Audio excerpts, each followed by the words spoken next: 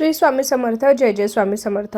जर आपल्या मुलाला नजर लागण्याचा त्रास होत असेल तर आपण लाल वाळलेल्या मिरच्या घ्याव्या आणि त्या मुलाच्या डोक्यावरून 3 वेळा फिरून अग्नीत जाळून टाकाव्या. यामुळे नजर दोष दूर होण्यास मदत मिळते.